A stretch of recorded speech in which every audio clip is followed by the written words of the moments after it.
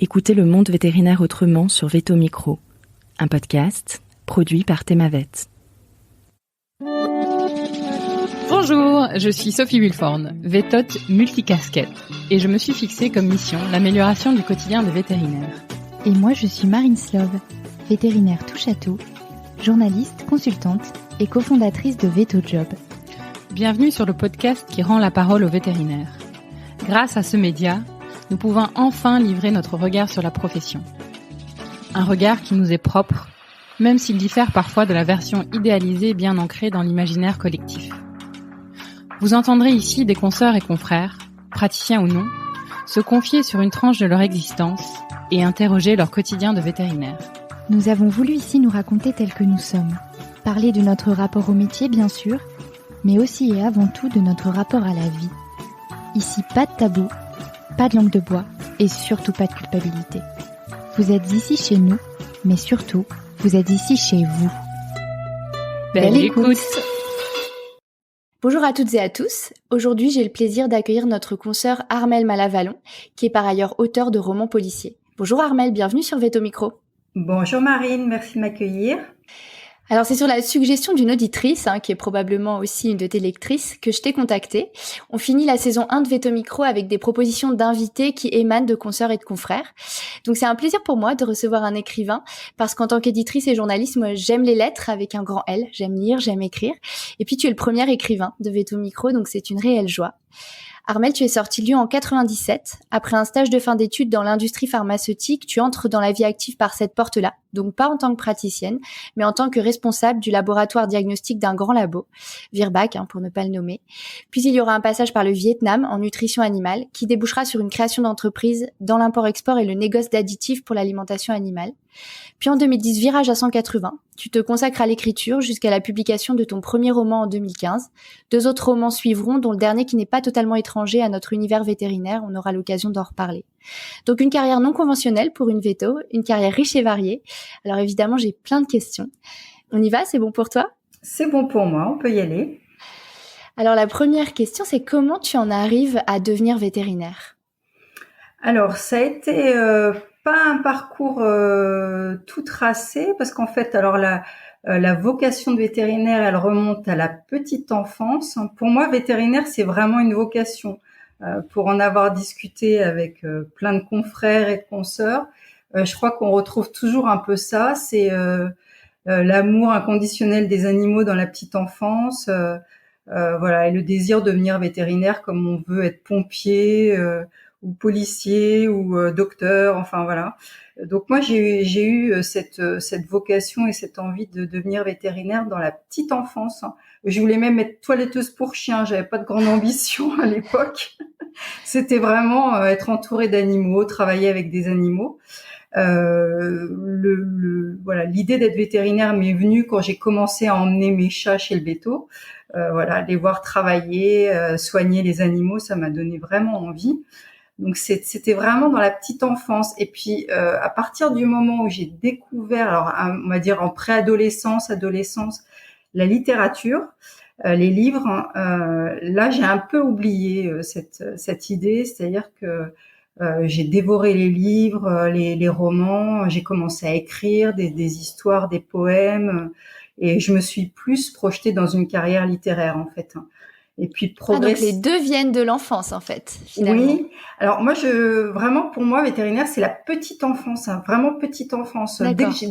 Quand je lisais pas encore en fait ou des petites choses. Oui, d'accord. À partir du moment où j'ai vraiment découvert la littérature, les romans, je me souviens, alors là c'est la préadolescence, je sais pas, j'étais assez jeune, je regardais Pivot avec ma mère. Voilà, ça remonte là à un temps que les moins de 20 ans ne peuvent pas connaître. Mais voilà, Apostrophe, l'émission de Bernard Pivot tous les vendredis soirs à 20h ou 21h, c'était c'était en prime time à la télé. Je regardais ça avec ma mère et elle achetait les livres et moi je lisais les livres derrière. J'ai lu des livres très tôt qui étaient destinés aux adultes et voilà. Et du coup, oui, la littérature, les livres sont vraiment entrés dans ma vie assez tôt. Et là, c'est plus devenu ma passion. Les animaux et l'envie d'être vétérinaire a été mise de côté. Et comment elle est revenue alors? Alors, elle est revenue parce que à l'époque, quand on était bon à l'école, on était orienté vers des filières scientifiques. Donc, Je crains que ce soit encore le cas aujourd'hui. ah bon. Et donc, à la fin de la seconde, moi, j'étais bonne dans toutes les matières, voilà, littéraire comme scientifique. J'ai demandé à la fin de la seconde à aller en première A. À l'époque, c'était littéraire. Et là, branle-bas de combat, les profs, le conseil de classe et tout, on dit mais c'est pas possible. J'étais première de la classe, j'avais d'excellentes notes en maths, physique, chimie, bio, etc. C'est pas possible, elle peut pas aller en A et tout. Et ils m'ont, c'est-à-dire qu'ils m'ont interdit d'aller en A. Ils m'ont mis d'office en première S. Pour eux, il fallait que je fasse première S, terminale C. Voilà, il était hors de question que j'aille en filière littéraire. Donc, me voilà en première S, terminale C, et puis au moment de choisir mon orientation, finalement, la seule chose qui m'est venue à ce moment-là, c'est prépa veto, quoi, parce que je me suis dit, la seule chose que j'ai envie de faire en scientifique, c'était veto, et je me voyais pas du tout comme mes petits copains. J'étais à Lyon, dans un lycée assez prestigieux, et alors c'était tout pour maths sup, maths spé. Ils voulaient tous aller en prépa maths sup, éventuellement agro, mais c'était pas forcément très bien vu. Prépa HEC, enfin voilà. Et moi, j'étais là, non. Donc voilà, je me suis dit, alors on va retourner à mes premières amours, et je me suis inscrite en prépa veto au lycée du Parc. Voilà. C'est marrant, t'es une littéraire contrariée en fait. Oui, un peu malgré moi, et je dirais que là pour le coup, c'était pas un vrai choix. C'était peut-être un choix par défaut finalement. Mais disons que c'est la seule voie qui m'a paru intéressante. D'accord. Et tu arrives à l'école de Lyon et quand on a préparé cette interview, tu m'as écrit qu'en fait en première année vous aviez un stage court en milieu rural. Moi j'avais la même chose à Alfort, et que finalement toi tu décides de faire plutôt un stage long à l'Ifremer de Tahiti. Qu'est-ce qui fait que tu empruntes dès la première année un sentier assez secondaire à ce moment-là? Alors, en fait, l'envie de voyage et l'envie de vivre à l'étranger m'est venue de mon grand-oncle, qui était ambassadeur, qui était diplomate, qui a été consul de France en Australie, au Brésil, ambassadeur dans les Émirats arabes, à Abu Dhabi, etc. Et c'était vraiment quelque chose qui me faisait rêver. Donc, en fait, quand j'envisageais des études littéraire, c'était une carrière de diplomate qui me faisait rêver, parce que je n'imaginais pas devenir écrivain en fait. Pour moi, c'était pas forcément un métier d'être écrivain, de vivre de sa plume. Donc je m'étais plutôt projetée vers des études pour devenir diplomate ou travailler, voilà, dans ce genre de cursus qui permet de voyager. Et du coup, c'est bizarre, mais les hasards de la vie ont fait que mes copines ont souvent été des filles d'expat. Il faut croire que j'ai les recueillis un peu comme des petits chiots en détresse en seconde à Lyon, où j'étais dans un quartier assez bourgeois, avec toutes ces filles de bourgeois lyonnais qui se connaissaient toutes entre elles, etc. Moi, je suis devenue super copine avec une fille dont les parents vivaient au Tchad, qui avait vécu toute son enfance en Afrique, dans différents pays d'Afrique, et elle venait de débarquer à Lyon. Elle vivait chez sa tante pour faire ses études en France. Elle était un peu toute seule, et donc je suis devenue copine avec elle. Voilà, je l'ai hébergée, elle venait à la maison, etc. Et elle me parlait de l'étranger, et voilà, déjà là, ça m'a donné envie de partir à l'étranger. Et pour revenir, je fais un peu trop de digression, pour revenir à l'école vétérinaire, ma meilleure amie en première année, ses parents vivaient à Tahiti. Son père était directeur de l'Ifremer de Tahiti. Pareil, c'était encore un profil de fille d'expat qui avait vécu dans des pays étrangers, parce que ses parents travaillaient à l'étranger. Et elle était rentrée à Tahiti pour les vacances de Noël. Donc elle pouvait pas retourner à Tahiti faire un stage. Et donc elle m'a proposé, elle m'a dit, bah toi tu peux y aller en stage à l'Ifremer là-bas. Elle avait déjà passé un mois là-bas. Elle pouvait pas se repayer les billets d'avion. Et donc je dis, bah moi je me paye le billet d'avion et je vais faire mon stage à l'Ifremer. Et donc voilà, cette envie de voyage, cette envie de découvrir un peu ce que c'était la vie des Français à l'étranger. Et donc j'ai fait toutes les formalités parce que fallait trouver un prof, etc., qui nous parraine pour accepter ce stage longue durée. C'était un peu quelque chose à part parce que j'y loupais des semaines de cours, hein, je crois. Mes petits camarades, ils avaient un stage assez court et puis ils reprenaient ensuite les cours, alors que moi je devais partir plus longtemps. Donc j'ai fait tout ce qu'il fallait pour pouvoir partir en stage à Tahiti, et puis ça s'est bien passé, quoi. J'avais économisé, j'ai payé le voyage avec mes sous, enfin j'ai rien demandé à mes parents, j'ai toujours économisé mon argent pour faire des voyages. Voilà, donc je me suis retrouvée en première année dans un laboratoire d'histologie et de bactériologie pour étudier les pathologies des crevettes. D'accord, original. Rien à voir avec ce qu'on avait déjà commencé à étudier, dans le cursus vétérinaire.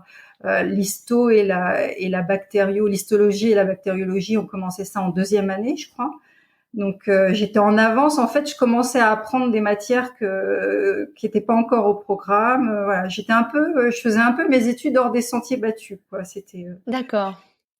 Donc si on résume, finalement, tu es en début de cursus avec un amour de la littérature et du voyage. Ouais. Et finalement, du coup, comment se passent tes études dans le concret, puisque après, tu m'as écrit qu'en 3e et 4e année, tu découvres aussi la pratique, les gardes de nuit, la clinique, ce que ça représente, et que cette expérience te refroidit sur l'exercice en libéral. Est-ce que tu peux nous expliquer pourquoi ?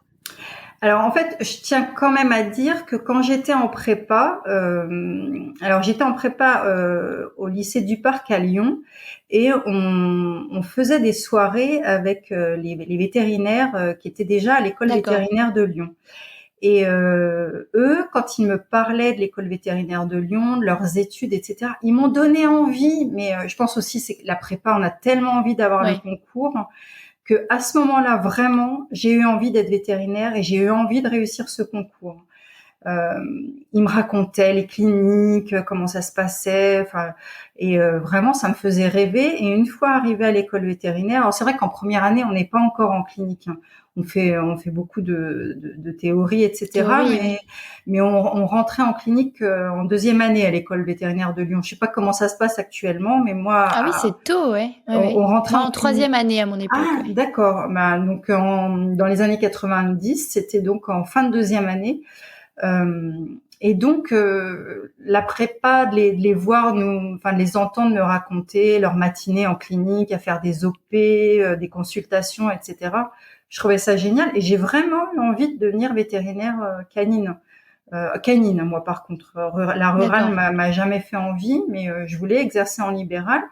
Et une fois à l'école, les études m'ont vraiment plu et j'ai vraiment décidé de faire ça, c'est-à-dire d'exercer en pratique libérale. Et à tel point que j'ai accepté, alors on était tout un petit groupe à aller faire des gardes de nuit et de week-end dans une clinique vétérinaire, une assez grosse clinique vétérinaire du centre-ville de Lyon. J'ai voulu tout de suite, le plus vite possible, commencer à exercer. Et alors là, patatras, parce que déjà, je pense que j'ai commencé trop tôt, c'est-à-dire que se retrouver à faire des gardes de nuit, des urgences vétérinaires, alors qu'on n'a même pas fini ses études, c'est trop tôt parce qu'on n'est pas préparé. C'est stressant, tu veux dire ? Ah oui, c'est stressant. On n'est pas préparé à tous les cas de figure. On n'a pas encore. Il y avait des choses. J'avais même pas eu les cours en fait, puisque j'ai commencé en 3e année à faire ces gardes. Et puis c'est dur, quoi. C'est dur parce que la nuit, on a affaire à des gens.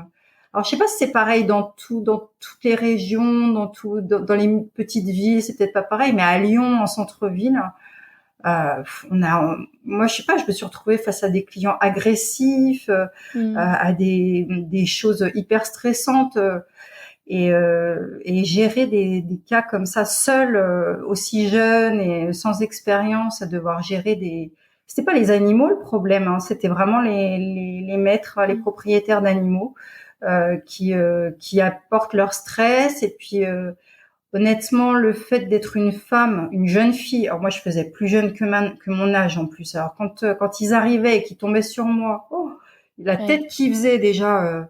Ils demandaient où était le vétérinaire. Alors quand je leur disais... Parce que c'est d'une génération, vous étiez en quelle proportion à peu près à l'école d'hommes et de femmes? Il y avait déjà pas mal de filles, hein, mais peut-être pas encore 50-50. Je dirais qu'il y avait peut-être encore moins de filles que de garçons. D'accord.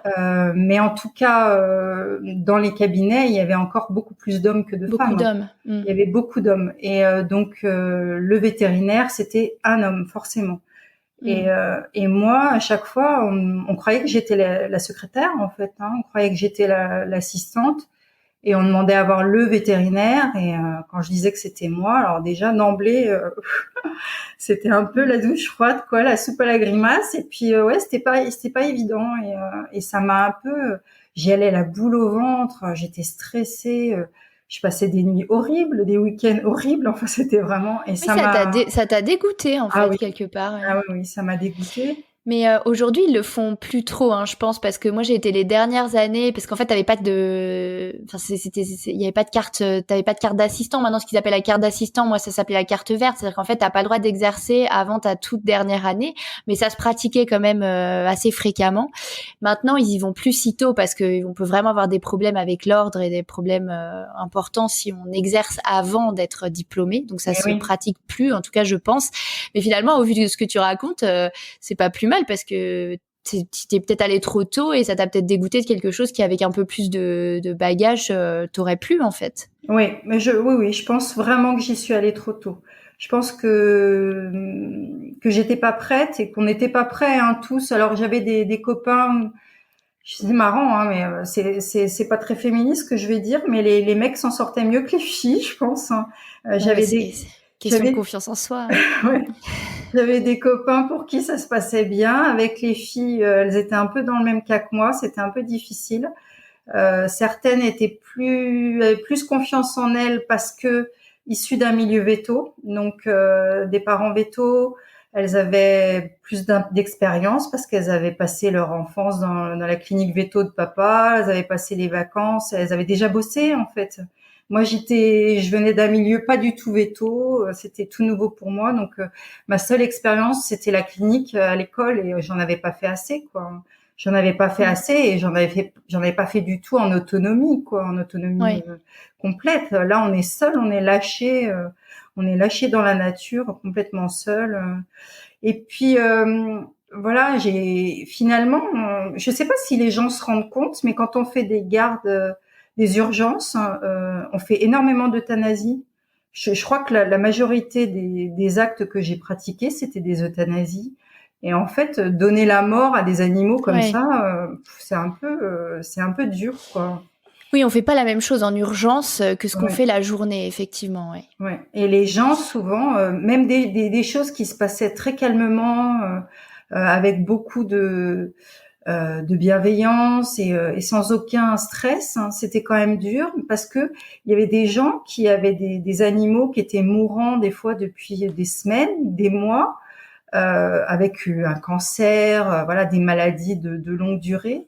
Mais on ne sait pas pourquoi ils attendent 3 heures du matin ou 4 heures du matin pour décider de venir à la clinique mettre fin à la vie de leur animal. Peut-être que la nuit, c'est plus facile pour eux.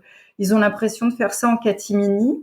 Et moi, j'ai fait beaucoup d'euthanasie comme ça en pleine nuit, qui, selon moi, auraient pu être faites la journée, voilà, qui n'étaient pas des urgences. Mais on avait l'impression que les gens attendaient la nuit. Et des fois, je me disais, mais pourquoi ils ont attendu 3 heures du matin pour venir faire ça la nuit, quoi. Enfin, c'était un peu dur quand même à gérer ça aussi. Et c'est à cause de ça que finalement tu décides de faire ton stage de fin d'études pas en pratique et que tu arrives chez Virbac?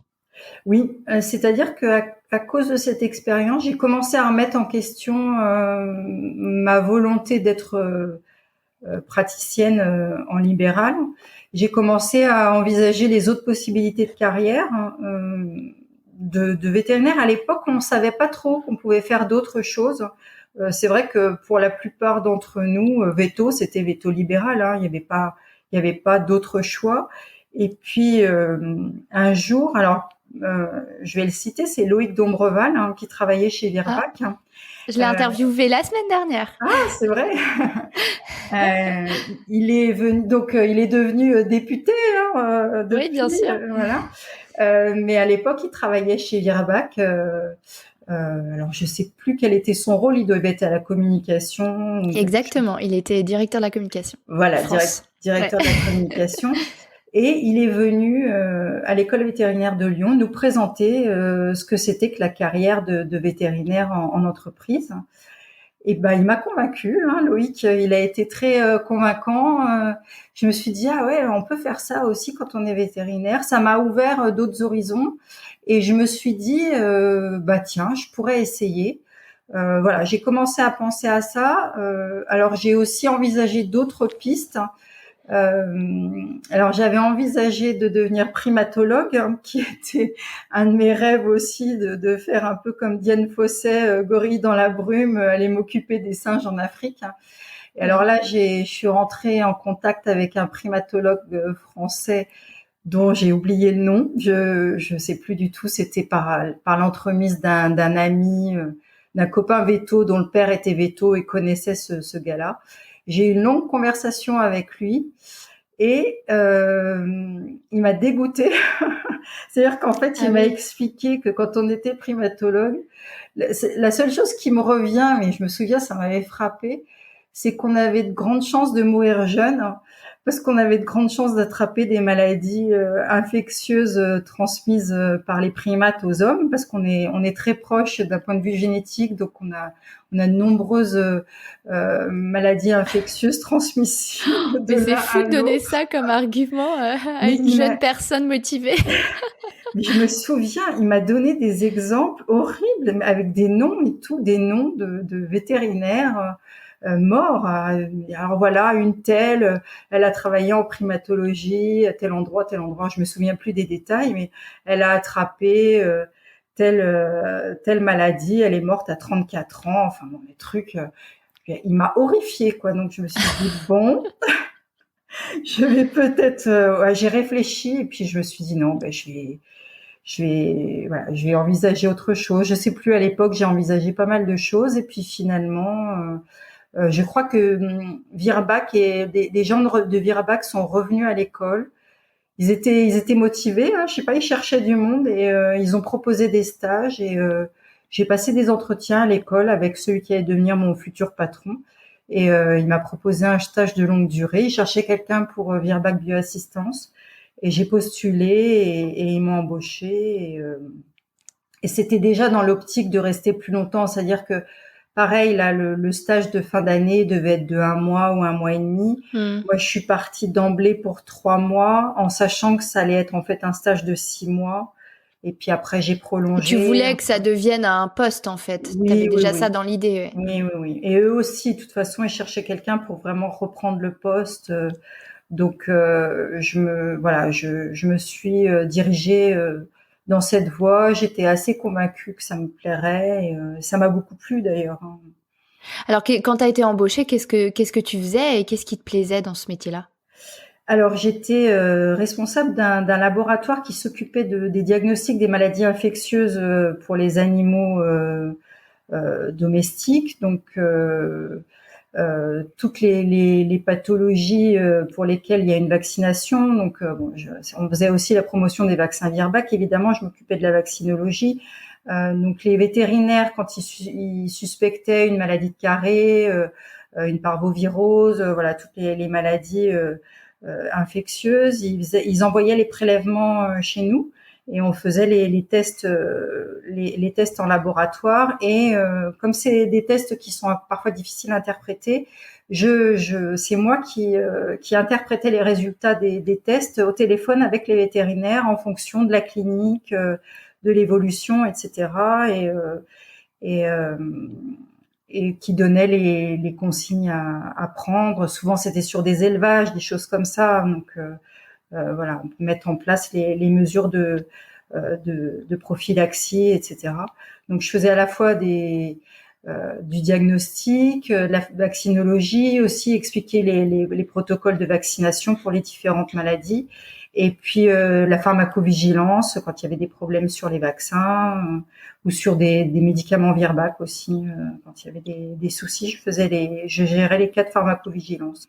Donc j'étais en contact au téléphone avec les vétérinaires, ce qui me donnait l'impression d'être un peu sur le terrain avec eux. Voilà, ça c'était sympa.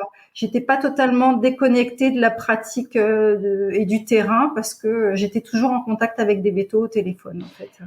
Mais excellente transition, c'est exactement ce que j'étais en train de te poser. Est-ce qu'il y a une espèce de culpabilité que tu as à ce moment-là de pas faire de la pratique? Oui, alors c'est marrant que tu parles de culpabilité, parce que je l'ai toujours eu et que je l'ai encore, et de plus en plus. On est tous pareils, hein, c'est dramatique, hein. Oui. Quand j'entends mes collègues, mes confrères, pardon, ce sont pas des collègues justement, mes confrères vétos, mes copains vétos, à quel point ils galèrent pour trouver des vétos pour venir travailler dans leur clinique, surtout ceux qui sont à la campagne, qui bossent en rural ou en mixte. Mais je culpabilise à un point de pas exercer, parce que je me dis on manque de vétos, les pauvres, et ils bossent comme des fous, ils arrivent pas à gérer toute la clientèle qu'ils ont, ils arrivent pas à recruter, et moi je suis là, j'ai mon diplôme de véto et j'exerce pas. Et oui, je l'éprouve cette culpabilité. Quand il y a eu la pandémie de Covid-19, mais j'étais prête à retourner sur le terrain et à vacciner, moi. Mais vraiment, Ouais. Je pensais que les vétérinaires allaient être réquisitionnés. Pour moi, on était les meilleurs placés pour gérer ce type de pandémie. On est quand même sur une épiso aussi. On connaît ça, on sait gérer les épidémies, les pandémies. C'est le cœur de notre métier aussi.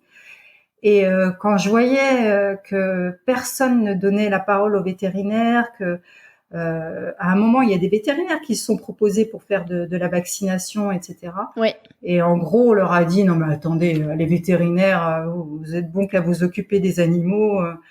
Et on les a pas écoutés. Et mais moi j'aurais été prête à retourner sur le terrain pour vacciner les gens. Hein, vraiment, ça m'aurait.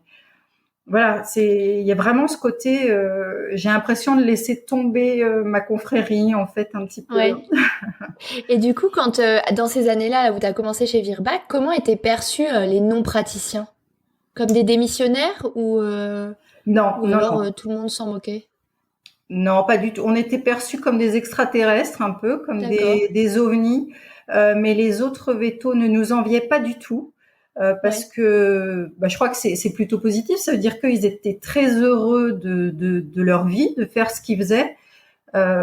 Donc ils se disaient mais qu'est-ce qu'ils vont bosser pour des labos dans des bureaux Oui, d'accord. à Il y a faire plutôt une perception négative, quoi. Oui, négative, et puis pas très envieuse, parce qu'ils avaient l'impression qu'on allait faire un boulot pas très intéressant, un peu de fonctionnaire dans un bureau, à faire du marketing. Ils savaient pas trop ce qu'on faisait. Et eux, ils s'éclataient dans le. En tout cas, les gens de mon âge, hein, on était sur des jeunes vétos qui commencent leur carrière et qui étaient très enthousiastes, très heureux. Et moi, tous mes copains étaient super heureux d'avoir leur premier job. Ils bossaient avec des vétos, voilà, avec qui ça se passait bien et tout. Non, ils étaient pas du tout envieux. Au contraire, ils nous regardaient un peu, genre ouais, pourquoi elle fait ça? Et à l'époque, je pense qu'il y avait pas du tout de manque de main d'œuvre. Hein. Il y avait suffisamment de vétos sur le marché. Oui, donc on leur en voulait pas puisque ça ne causait pas de problème de pénurie puisqu'il y avait suffisamment de monde. Ah oui, non, pas du tout. Même au contraire, moi, quand je suis sortie de l'école, alors j'ai l'impression que vous, alors je connais pas trop. Enfin, je dis vous. Je sais pas quel âge tu as. Toi, tu es sortie de l'école depuis un moment 2011. déjà. 2011, d'accord. Mais j'ai l'impression que les jeunes qui sortent de l'école maintenant, pour eux, c'est open bar, quoi. On leur tresse des tapis de fleurs pour qu'ils viennent bosser. Et nous, moi, quand je suis sortie de l'école, donc c'était en 97, c'était pas évident de trouver du boulot hein, pour tout le monde. Hein. On cherchait du boulot. Et on n'en trouvait pas partout. Il y avait du travail, mais on n'avait pas l'embarras du choix, quoi. C'était donc non, moi j'étais pas perçue comme une démissionnaire. Au contraire, ça laissait de la place pour les autres. C'était pas Ah, plus d'accord. mal. Oui, non, c'était pas plus mal. Alors, c'est à ce moment-là, chez Virbac, que tu commences à écrire des articles, donc des articles plutôt pour la presse professionnelle sur les maladies infectieuses. Donc, finalement, à ce moment-là, tu reviens un petit peu dans l'écriture. Oui, tout à fait. C'est les premiers. C'est vrai que les années d'études, alors la prépa et l'école veto, j'ai pas écrit une ligne, hein, alors qu'avant j'écrivais. Voilà, j'avais toujours cette petite passion, ce petit loisir d'écrire des petites choses pour moi. Mais toute la période veto, études veto, j'ai pas du tout écrit. Et là, le fait qu'on me demande, alors je sais plus comment ça s'est fait, mais on m'a demandé d'écrire des articles sur la maladie de Carré, sur voilà différentes maladies infectieuses. Ça m'est revenu. Je me suis dit j'aime bien. Ouais, effectivement, ça m'a beaucoup plu de rédiger des articles pour la presse et ma petite fibre littéraire s'est réveillée, on va dire à ce moment-là. J'étais assez contente. Voilà, c'était mes premières publications finalement et oui, j'avoue que j'ai pris beaucoup de plaisir. C'était un exercice qui me plaisait vraiment énormément. Ensuite, tu quittes Virbac et tu pars au Vietnam. Comment ça se fait? Est-ce que tu peux nous expliquer? Alors, donc là, c'est à la fois pas de mon fait et de mon fait, c'est-à-dire que c'est mon mari, qui n'était pas mon mari à l'époque, qui était mon copain, qui était à l'école vétérinaire avec moi. Il a fait aussi son stage de fin d'études chez Virbac. Et c'est moi qui l'ai poussé à trouver un VSNE à l'étranger, c'est-à-dire qu'à l'époque, il y avait encore le service militaire et on pouvait le faire, le service militaire aussi à l'étranger, alors soit en coopération, c'est-à-dire en tant que fonctionnaire, soit en tant que VSNE, c'était le volontariat service national en entreprise. C'était une sorte de coopération et dans le privé en fait. Et j'avais tellement envie de partir à vivre à l'étranger que je l'ai poussé à essayer de trouver un VSNE. Et donc il a trouvé avec Virbac, à faire son service militaire en entreprise chez Virbac Vietnam. Et il est parti donc assez rapidement au Vietnam, sauf que moi je travaillais pour Virbac en France et il voulait pas me laisser partir. Donc j'ai dû quand même rester en France, je sais pas, 6 mois de plus, je pense. Je l'ai pas rejoint tout de suite. Et puis au bout d'un moment, je leur ai dit, écoutez, je vais quand même le rejoindre au Vietnam. Ils ont compris. Donc voilà, j'ai quitté Virbac. T'as démissionné en fait. J'ai démissionné et j'ai rejoint Christophe, mon mari, à Saigon, voilà, où il travaillait pour Virbac au Vietnam. Donc t'es partie sans boulot. Je suis partie au départ. Boulot. Oui, tout à fait. Tout à fait, mais il n'était pas question pour moi de le laisser vivre au Vietnam, alors que c'était mon rêve en fait et que c'était moi qui l'avais poussé oui, évidemment. à partir à l'étranger. Donc je l'ai rejoint évidemment, je l'ai rejoint. Et t'as trouvé du boulot là-bas? Oui, alors d'abord, ça je l'ai pas mis sur mon CV, mais j'ai d'abord travaillé comme responsable de la production chez Toibohu. C'était une entreprise de fabrication d'objets de décoration française qui était gérée en fait par une Française. Elle fabriquait tout un tas d'objets de décoration fabriqués au Vietnam dans une petite usine où il y avait tous les ouvriers vietnamiens qui fabriquaient les trucs à la main, des trucs tressés avec des cordes. Ça revient très à la mode d'ailleurs, tous ces objets, voilà, des paniers, des choses en céramique, etc. Et donc pendant quelques temps, j'ai géré la production. Je gérais en fait l'usine, les ouvriers, la fabrication des objets, les expéditions des containers pour la France, les commandes fournisseurs, les commandes des clients, etc. J'ai fait ça pendant un moment, jusqu'au jour où forcément dans le petit microcosme français et veto, il y avait quelques vétos à Saigon. Quand on est veto à Saigon et qu'il y a un petit milieu veto, on tarde pas à se faire remarquer. Et jusqu'au jour où donc mon futur patron, qui était un vétérinaire qui avait créé sa société au Vietnam de prémix pour l'alimentation animale, a entendu parler de moi et une veto française, voilà, forcément il a voulu me recruter et donc il m'a recruté pour travailler avec lui dans son entreprise.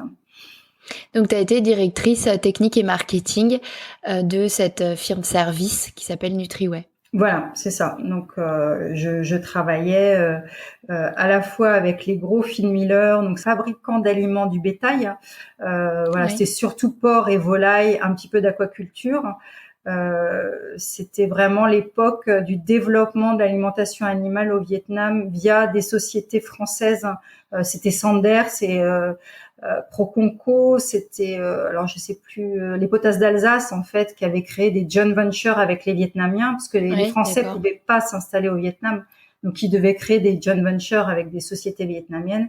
Mais c'est vraiment les Français qui ont développé l'industrie de l'alimentation animale au Vietnam. Mais il y avait aussi des Américains, mais il y avait vraiment beaucoup de Français sur place, notamment de Sanders et des potasses d'Alsace qui étaient venus pour développer toute cette industrie de l'alimentation animale au Vietnam. Parce que 10 ans avant, il y avait pratiquement pas d'élevage. C'était les Vietnamiens avaient 2-3 cochons, quelques poules dans leur cour, et puis voilà quoi. On était vraiment au début du développement de l'élevage semi-industriel, on va dire, mais vraiment on était au tout début. Et qu'est-ce que tu tires de cette expérience? J'ai appris à gérer une équipe. Voilà, je travaillais avec des vétérinaires et quelques vétérinaires, quelques agros vietnamiens. Alors les agros, ils faisaient les formules essentiellement. Les vétérinaires, on a créé aussi toute une gamme de médicaments vétérinaires pour le marché fermier, c'est-à-dire donc comme je disais, les petits éleveurs qui avaient quelques cochons, quelques volailles et qui achetaient leurs petits médicaments ou leurs petits prémix pour faire à la ferme eux-mêmes. On a créé toute une gamme de produits. Enfin, voilà, j'ai vraiment participé au développement d'une entreprise en créant des produits, en travaillant aussi avec des gros clients, des gros comptes. Voilà, il y avait deux types de travail.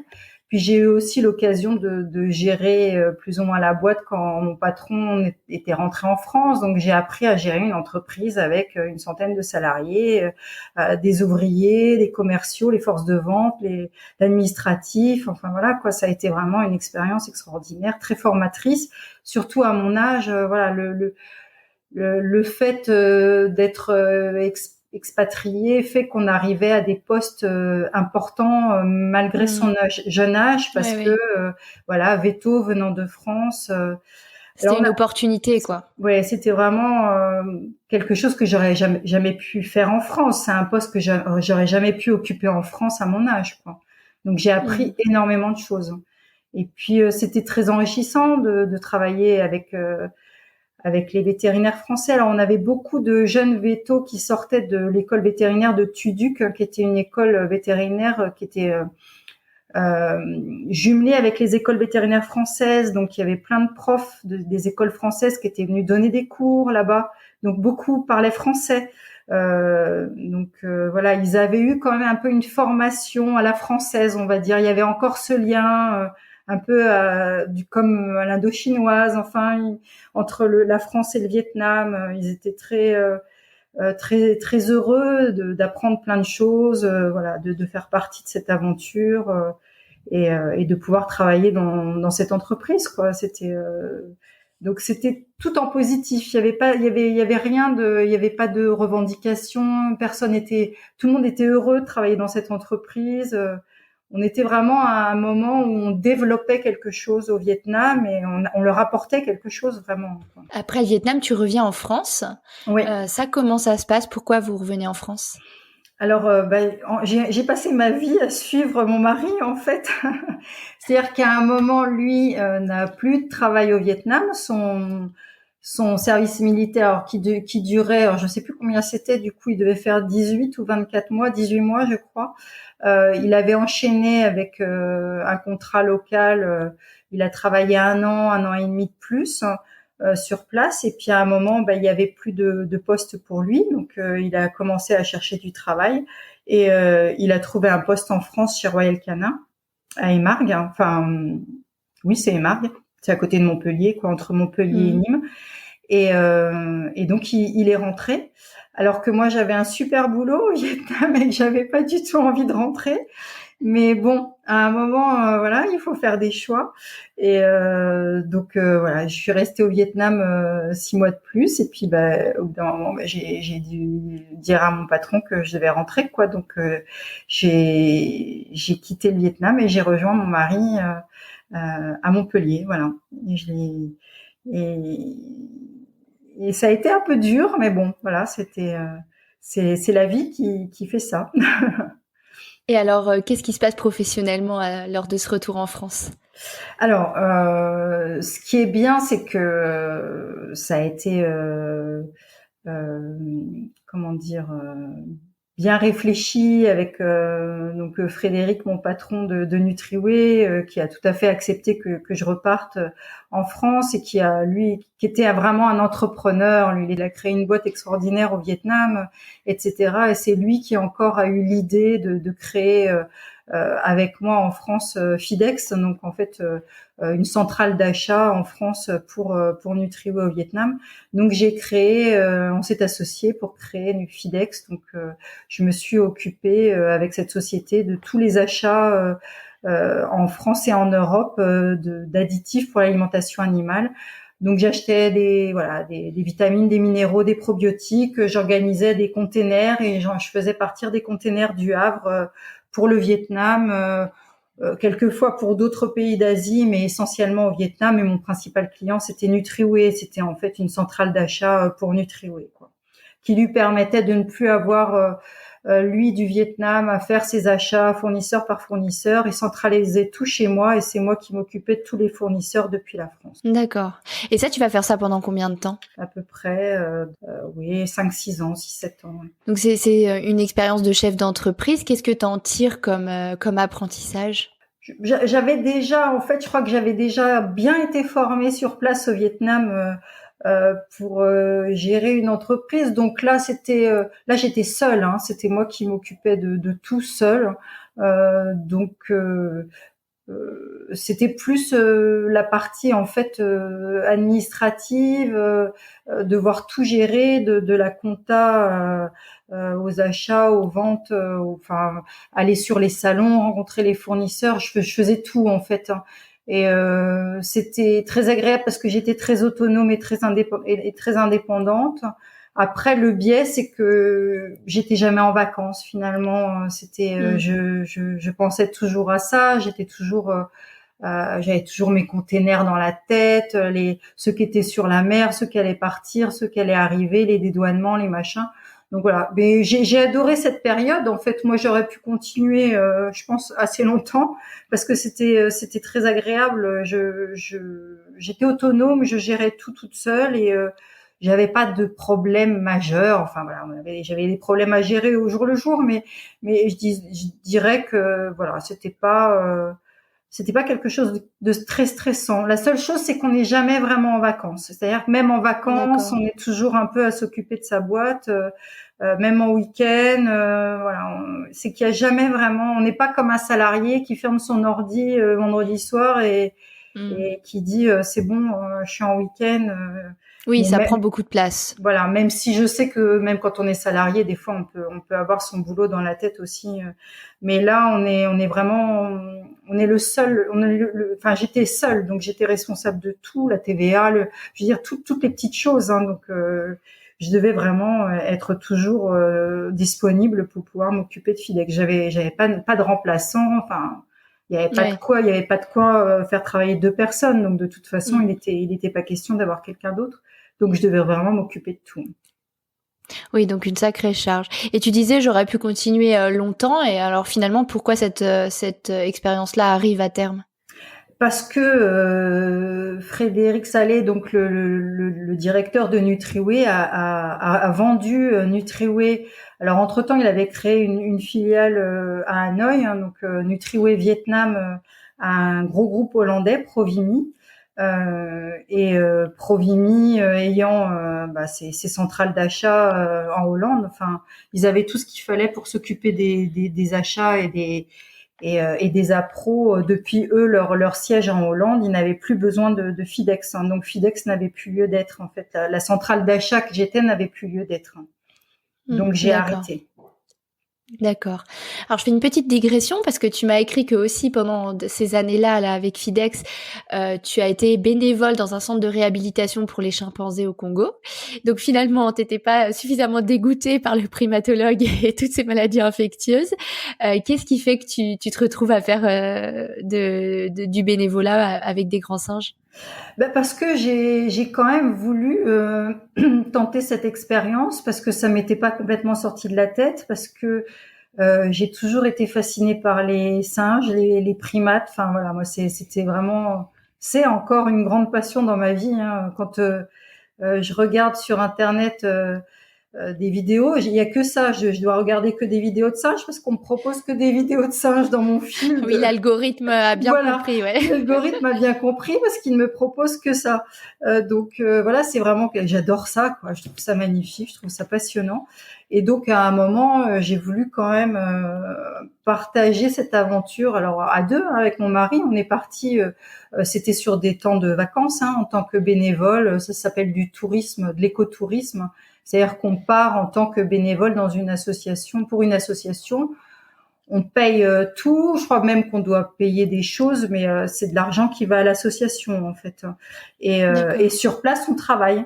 On travaille pour l'association. Donc en fait, c'est des vacances à travailler pour une association. Et j'ai eu le bonheur de travailler, de m'occuper de chimpanzés dans la forêt, voilà, au Congo, d'aller tous les matins sur une barque. Alors les chimpanzés, c'était des chimpanzés qui avaient été sauvés pour certains par Eliette Jamar, la présidente de l'association HELP, des eaux de Brazzaville. Donc c'était des chimpanzés qui avaient été tenus en captivité pendant de longues années, parfois même toute leur vie. Donc on pouvait pas les relâcher dans la nature comme ça. Donc ils avaient été relâchés sur des petites îles, hein, au milieu d'une lagune. Donc ils vivaient plus ou moins en autonomie, sauf qu'on allait les nourrir quand même. Ils n'étaient pas tout à fait capables de se débrouiller tout seuls. Donc tous les jours, 2 fois par jour, on allait les nourrir en barque. On prenait un bateau à moteur et on allait sur les îles. Et ils nous attendaient et on allait leur donner à manger les pieds dans l'eau, parce que c'est très dangereux, un chimpanzé. Il faut pas croire que ce sont des peluches. Hein. Et donc, si jamais un chimpanzé adulte vous attaque, vous plongez dans l'eau. Ils ont très peur de l'eau, donc ils vont pas vous suivre. Hein. Donc, on descendait, voilà, on avait de l'eau jusqu'à la taille et on les nourrissait, on leur donnait des fruits, de la bouillie, des choses comme ça pour compléter un peu ce qu'ils pouvaient trouver dans la nature. Après, il y avait tout un autre programme de réintroduction dans la jungle, là, vraiment de façon sauvage, de jeunes chimpanzés qui avaient été récupérés dans des villages où ils étaient voilà, enchaînés dans des cours de maison, qui ont été récupérés parce que des braconniers ont tué leurs parents. Voilà, tous les jeunes chimpanzés qui étaient récupérés par l'association. Là, il y avait tout un programme de réintroduction à la vie sauvage où on les suivait dans la jungle à distance. On essayait de voilà, il y avait différents types de choses faites, mais voilà, c'était passionnant. J'ai adoré ça. Alors, si on reprend le fil de ta carrière, Fidex arrive à sa fin quand il y a eu la vente de Nutriway à un groupe hollandais. Ouais. Toi, à ce moment-là, qu'est-ce que tu fais? Alors déjà, je passe ma thèse parce que je ne l'avais pas passée. Je l'avais préparée chez Virbac. C'était une thèse voilà, qui avait un lien avec les maladies infectieuses et j'avais fait un essai chez les vétérinaires. C'était vraiment un essai clinique que j'avais mené à l'époque chez les vétérinaires. Donc l'essai était fait, j'avais les résultats, etc. Elle était quasi rédigée, mais je l'avais pas passée.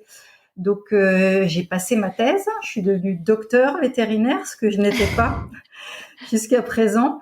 Et Maintenant, ils sont obligés de passer leur thèse très vite au mois de décembre qui suit la sortie, ouais, à cause de toutes les thèses qui ont mis très longtemps à être passées. Ouais. D'accord. Et donc, bah oui, moi je l'ai passé 10 ans après la sortie quoi de l'école. Et j'ai passé ma thèse parce que bah voilà, je vivais à Montpellier, mon mari travaillait à Montpellier. Et ben je me suis dit il faut que je cherche du boulot à Montpellier. Donc j'ai envisagé de retourner bosser en clientèle, en canine. Et alors, on avait beau être 10 ans après la sortie de l'école, il y avait pas tellement de boulot à l'époque pour les vétos. D'accord. Donc j'ai passé ma thèse, je suis allée. Donc là, on est à peu près quoi, en 2010, quelque chose comme ça? Ouais, c'est ça. 2000, j'ai dû passer la thèse en 2007, mais ouais, parce qu'il y avait un moment, enfin, entre la fin de Fidex et j'ai commencé à avoir du temps, donc il y avait encore Fidex, mais l'entreprise existait encore, mais voilà, il y avait plus trop d'activité. Voilà, ça a mis un peu de temps, donc j'ai recommencé à préparer ma thèse à ce moment-là.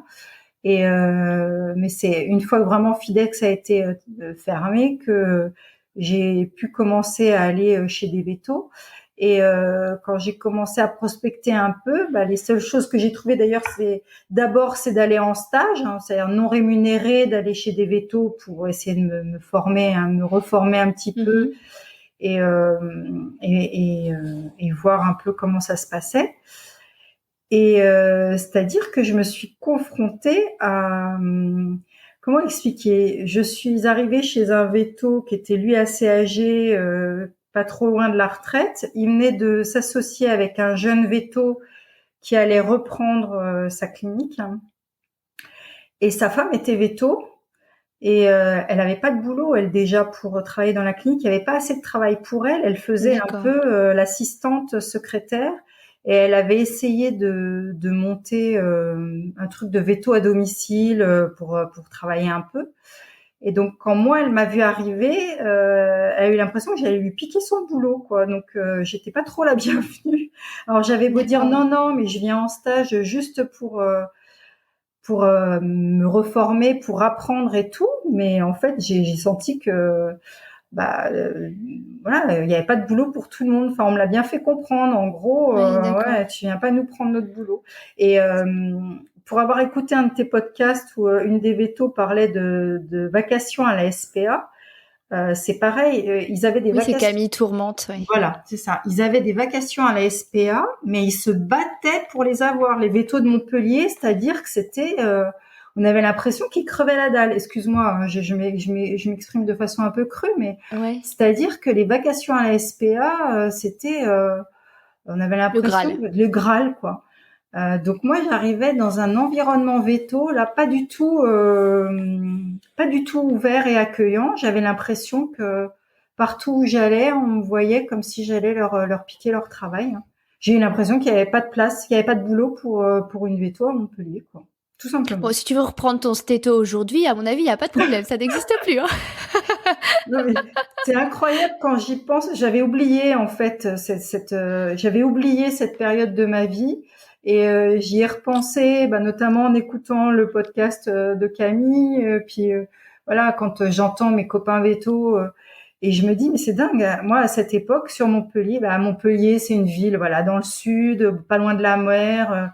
Voilà, tout le monde voulait venir ici et on était à une époque où alors il y a peut-être pas trop de vétos dans les campagnes, dans les coins de France un peu moins sympathiques, mais en tout cas Montpellier c'était vraiment bouché, très, très très disputé et très bouché, ouais. D'accord. Donc ça a été compliqué. J'ai essayé de postuler pour travailler en entreprise. Alors je crois que j'avais essayé de postuler. Il y a Sanofi à Montpellier. Il y a je retrouve plus quelques boîtes d'industrie pharmaceutique ou des boîtes que j'avais plus ou moins perçues comme pouvant éventuellement embaucher une vétérinaire ayant mon profil. Et alors non, mon profil faisait peur, mais c'était incroyable, quoi. C'est-à-dire le fait d'être véto, d'avoir été chef d'entreprise, d'avoir travaillé au Vietnam, d'avoir été chef de ma propre entreprise, etc. La première chose qu'on me disait, c'est oh non, mais vous êtes trop qualifié. Oh non, mais nous on veut juste un chef de produit. Oh non, mais nous on veut juste. Ça faisait peur, quoi. Voilà. Et je disais mais moi c'est pas grave. Je veux bien être chef de produit. Je veux bien être assistante technique. Je veux bien. Voilà. J'étais prête à faire n'importe quel petit boulot d'entrée de gamme avec un petit salaire et tout. Mais on me disait non, vous êtes trop qualifié. Ils avaient peur que j'ai trop de caractère. Je pense que je sois trop Trop exigeante ou une espèce de peur irrationnelle? Oui, alors peut-être pas exigeante parce que je leur disais bien que je serais pas exigeante ni au point de vue du salaire, ni au point de vue, mais peut-être trop indépendante et peut-être pas assez malléable à la culture de l'entreprise ou je sais pas de quoi ils avaient peur, mais d'un profil un peu trop pas assez dans les clous, enfin trop bizarre. Oui, trop non conventionnel, donc on Voilà. n'arrive pas à trop à le mettre dans une case, donc ça fait peur, quoi. Oui, vraiment, je voyais très bien que je faisais peur, donc bon, non, j'ai pas trouvé le boulot en fait. Hein. À ce moment-là, je me suis dit bon, bah j'ai du temps, je vais me remettre à écrire. D'accord, donc ce retour à l'écriture, il est lié à ça. Oui, tout à fait. Je crois que si j'avais trouvé du boulot, je sais pas, que ce soit en pratique libérale ou en entreprise, j'aurais peut-être voilà, pas trouvé le temps de me remettre à l'écriture et ce serait passé à l'as en fait. Donc comment ça se passe ce retour à l'écriture? Tout simplement, c'est-à-dire que à partir du moment où j'ai du temps, je me dis bon bah qu'est-ce que je fais? Bah je vais écrire. Voilà, c'est la première chose. J'ai déjà toujours beaucoup lu. Hein. Alors encore une fois pendant la période des études véto, là j'ai pas beaucoup lu. J'avoue que mais sinon, j'ai toujours énormément lu dans ma vie quand j'avais du temps. Et évidemment, dès que j'ai eu de nouveau beaucoup plus de temps, je me suis mis à beaucoup lire de nouveau. Et moi, la lecture me donne envie d'écrire. C'est un peu un cercle vicieux. Et donc, j'ai eu envie Un cercle vertueux. un cercle vertueux, allez. J'ai eu envie de me remettre à l'écriture. Donc voilà, ça s'est fait. Ça s'est fait à la fois naturellement et à la fois de manière assez, comment dire, euh, je trouve pas le mot. J'ai quand même fait les choses de façon assez carrée, c'est-à-dire je vais commencer par une nouvelle, je vais pas faire un concours de nouvelles, donc je suis tombée sur un concours de nouvelles. Je dis pour voir, hein, si ça se trouve ce que j'écris c'est nul, quoi, ça a aucun intérêt. Donc, Oui, t'avais jamais eu de feedback en fait sur ce que t'écrivais. Non, j'avais jamais eu de feedback, j'avais jamais écrit un roman en entier. Donc voilà, j'ai voulu déjà essayer sur des choses courtes. Donc premier concours de nouvelles, je me souviens, c'était dans Voici. C'était une petite annonce dans Voici. C'est marrant. Pour un concours de nouvelles dont le thème c'était l'amour au travail. Donc j'avais mis en scène une nana chez Virbac. Je me souviens, j'avais mis en scène l'assistante, la standardiste de chez Virbac, hein, qui est amoureuse d'un vétérinaire qui travaille chez Virbac. Donc voilà, l'amour au travail. J'avais écrit une petite nouvelle et puis j'ai gagné. Ma nouvelle a été sélectionnée. Elle a été publiée. Donc voilà, je me suis dit bon bah premier essai, première nouvelle publiée. Bon, ça vaut peut-être le coup de continuer. Donc voilà, ça m'a encouragée. J'ai fait d'autres concours de nouvelles. J'ai eu d'autres nouvelles qui ont été publiées. Et du coup, là, j'étais tellement fière de moi que je suis partie sur l'écriture de mon premier roman. Donc là, ça m'a pris quand même pas mal de temps. Et arrivé au bout de mon premier roman, je l'ai proposé à des éditeurs. Donc voilà, envoyer le manuscrit par la poste à toutes les maisons d'édition, etc. Et puis là, que des refus. Là, la première expérience d'auteur. C'était déjà un roman policier? Non, pas du tout.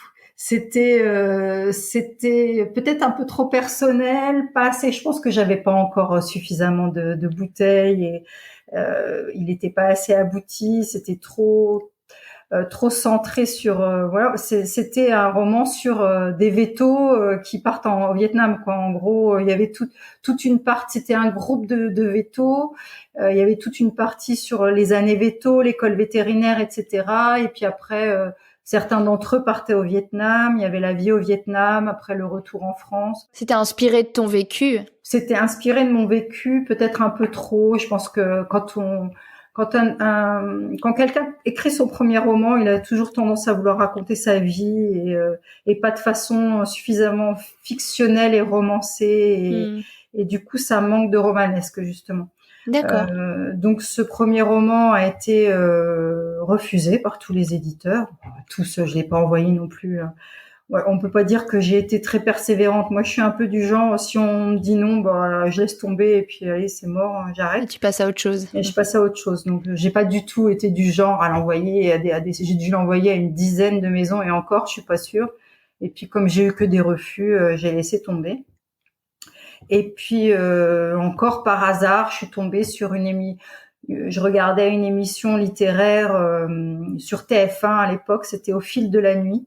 Ça n'existe plus, là, c'est pareil. C'est un temps que les moins de 20 ans, ça passait genre à minuit, je sais pas, à 11h ou à minuit. C'était Michel Field qui présentait cette émission. Et puis, première émission de la rentrée, ils annoncent, voilà, on a un nouveau truc cette année, on fait une expérience. Ingrid Desjours, qui était une auteure de polar, qui était assez dans le vent à l'époque, a écrit le premier chapitre d'un polar. On va le mettre en ligne sur notre site internet. À vous de nous proposer le deuxième chapitre. Et là, C'est marrant, c'est génial ça. j'ai trouvé ça vraiment génial comme idée. C'est vraiment le principe, voilà, du cadavre exquis, des surréalistes. Je commence, vous continuez, etc. Sauf que là, c'était pas un mot après l'autre, c'était un chapitre après l'autre. C'est Donc, génial, je trouve. voilà, je suis allée lire le premier chapitre. J'ai trouvé ça super. Donc, j'ai proposé. Alors, j'ai peut-être pas proposé tout de suite, je me souviens plus, mais j'ai proposé un chapitre, je sais plus à quel moment, il a été sélectionné. Alors là, c'était vraiment enfin voilà, c'est vraiment extraordinaire pour moi qu'on donne mon nom à la télé, etc. Le chapitre est mis en ligne et tout. Et puis j'avais pas envie du tout de m'arrêter là. Donc normalement, on était censé, quand on avait un chapitre sélectionné, on n'était pas censé continuer. Mais moi, j'ai continué, donc j'en ai renvoyé. J'ai un deuxième chapitre qui a été sélectionné. En fait, à un moment, je pense que ils avaient plus assez de gens qui proposaient des choses suffisamment intéressantes. Donc sur la fin, moi j'ai encore un chapitre qui a été sélectionné. Il y a un autre gars qui est devenu un ami, pareil, un deuxième chapitre à lui qui a été sélectionné aussi. Parce que je pense qu'à un moment, quand le truc se resserre, les gens ont arrêté de suivre et ils avaient plus assez de propositions. Donc moi, j'ai eu 2 chapitres sélectionnés. Et à la fin de la saison, on a tous été invités sur le plateau de Michel Field pour la sortie du bouquin, pour parler de l'aventure, etc. Et ça a été vraiment assez formidable comme expérience, quoi. Ça m'a donné en fait envie d'écrire du polar. D'accord. C'est-à-dire que j'étais lectrice, une grosse lectrice de polar, grosse lectrice de littérature qu'on appelle blanche. Je lisais vraiment les deux, mais je ne me voyais pas écrire de polar. Et là, bon, ça a été le hasard. Il se trouve que le premier chapitre était écrit par une auteure de polar et que c'était un polar. Et la mécanique du polar m'a plu. C'est-à-dire qu'en tant que scientifique, je pense que j'ai un cerveau qui aime bien les choses bien à leur place, etc. Et la mécanique du polar, là en l'occurrence, il fallait faire attention à ce qui avait été mis en place dans les chapitres précédents, les différents indices, les différents personnages, tout ce qui avait été dit. Il fallait rien oublier, il fallait avoir en tête tout ce qui avait été dit auparavant, l'intégrer, le mettre dans son chapitre, mettre les éléments intéressants pour pouvoir ouvrir la voie au suivant pour qu'il puisse continuer l'intrigue, etc. Et c'était vraiment une mécanique cérébrale très intéressante et qui m'a beaucoup plu. Et je me suis dit, finalement, je suis faite pour écrire d'une polar, parce que le polar, c'est quelque chose de très scientifique. C'est au cordeau, quoi. Il faut vraiment réfléchir à tout. On peut pas se lancer dans des grandes digressions sur l'amour, la mort, la paternité. C'est intéressant. Voilà, on est obligé de tenir son scénario, tenir la trame de son histoire, d'avoir vraiment quelque chose de cohérent et de pas faire n'importe quoi. On peut pas partir dans tous les sens. Et c'est ça qui m'a donné envie. Je me suis dit ok, le prochain ce sera un polar. Et c'est ce qui m'a donné envie d'écrire Soleil Noir, en fait. Donc mon premier roman policier. D'accord, donc c'est après cette expérience un peu collective, finalement tu découvres que le polar, ça correspond à ta construction intellectuelle presque, c'est un peu scientifique, et c'est là où tu te dis je vais écrire un premier polar. Ouais, tout à fait. Alors oui, j'avais oublié. Alors expérience collective, juste après Connexion, j'ai participé à l'Exquise Nouvelle. Alors c'était projet qui avait été mis en œuvre par 3 garçons très talentueux, les ex-Kimen, qui travaillaient dans le monde de l'édition et qui avaient pour la première saison écrit une nouvelle sur le mode du cadavre exquis par je sais pas combien d'auteurs. C'était né sur Internet en fait. À l'époque sur Facebook, je crois qu'on avait le droit qu'à 140 signes. Et donc chacun devait écrire 140 signes. Donc un premier auteur avait écrit 140 signes et ils avaient appelé les autres à écrire la suite. Ils avaient écrit une nouvelle comme ça. Et pour la deuxième saison, ils sont partis sur les exercices de style à la Queneau. Et moi j'ai écrit ils m'ont contacté à ce moment-là et j'ai écrit une nouvelle pour cette deuxième saison. Donc là une nouvelle complète toute seule. D'accord. Il fallait partir d'un thème, il y avait un thème de départ en fait. Il fallait écrire une nouvelle à partir d'un thème de départ. Et ma nouvelle a été sélectionnée. Non, je l'ai écrit pour eux. Voilà, ils m'avaient demandé. Et je sais plus comment, ils m'ont demandé de faire partie de l'équipe éditoriale pour la 3e saison. C'est comme ça que j'ai géré la 3e saison de l'Exquise Nouvelle, les aventures du concierge masqué, où là, j'ai géré une 60aine d'auteurs, beaucoup d'auteurs de polar, dont certains sont devenus des grandes stars. À l'époque, certains l'étaient un peu, mais pas tant que ça. Il y avait Bernard Minier, Michel Bussy, Franck Tilliez, Victor Delarbol, Didier Deninx. Enfin voilà, il y avait un paquet de grands auteurs. Et chaque nouvelle était écrite par 3 auteurs. Donc un premier auteur écrivait le début de la nouvelle. C'était nous, donc l'équipe éditoriale, qui récupérions ce texte et on le transmettait à un autre auteur qui ne savait pas qui avait écrit le début. Il devait écrire le milieu et le 3e devait écrire la fin. Donc en fait, 3 auteurs écrivaient ensemble mais sans savoir avec qui ils écrivaient. D'accord. Avec un thème commun.